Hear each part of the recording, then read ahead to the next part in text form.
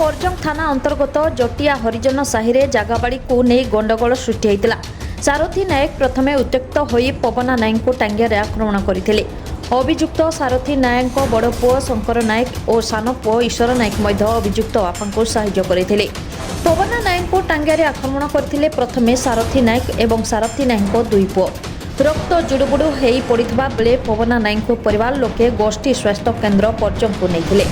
परिवार लोके ए अभियोग नहीं पर्जंग थाना रे एतला देइथिले। पर्जंग पुलिस एतला रखिबा 8 दिन बीती जाइथिबा बेले मध्य अभियुक्त सारथी नायक को गिरफ्त करिबारे सोरांग फांडी एवं पर्जंग पुलिस असफल होई पड़िछि। एठी बड़ प्रश्न सृष्टि करुछि जे काहेकि पर्जंग पुलिस एवं सोरांग फांडी चुप बसचंते काहेकि अभियुक्त सारथी नायक को गिरफ्त केबे करुछि सोरांग फांडी देखिबाको बाकी रहिला।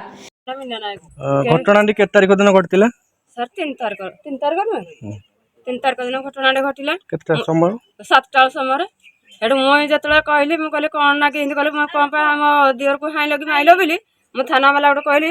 थाना वाला कहले हां तू कोन कहू तू खाली धमक दउ त मा जे तू मते धमक दउ की मु कहली कोन ना धमक दउ सर मोर केसटा मोर नडिया कथा मोर केसटा मुझे परबन थाना ले तुम केसटा के मोर सर नडिलनी मु हेटा तो दसना जुति कहला मते कहना त मा से तो कथा कहू त मा को तू आनी आगु आनी मुनी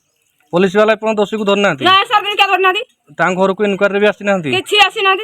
से खाली मत खाली एटा पचारे जाइदिनी एतिकरे तू जाइदिनी हेड कहदिनी ना मैं गाँ रे तुम डिसाइड करमु कोन गाँ डिसाइड करो जदि लुकड़ा मरि जाहना कोन करथाना मोर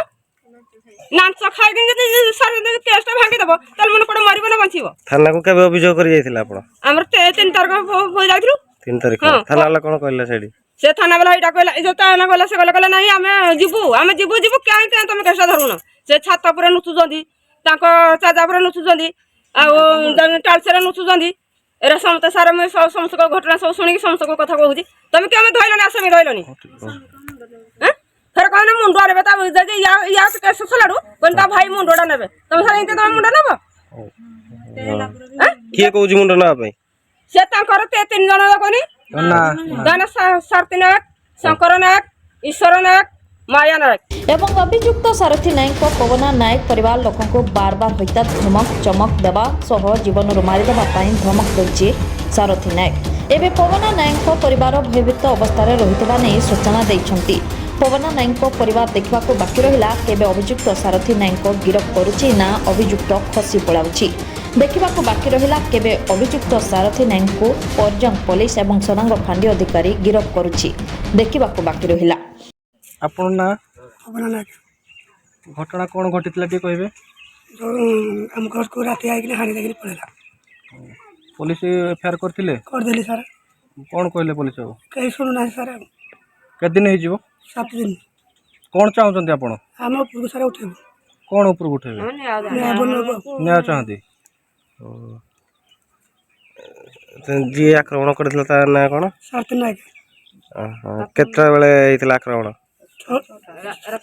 7टा हां 7टा बेले नहीं कोउदी पय घटना घटितला कारण कोन थिला हम जगह जो मो भाई ने कोड़ी होतला ए मते पछवाड़िया देखि हानि देगी। अच्छा आपण दाई का को भाबुजंती माने पछर रहस्य जो हानिबार कारण कोन आउ से कोन पय अरेस्ट हेनी कोन पय भाबुजंती अरेस्ट वार कारण कोन सर ना किछि सुनु नाते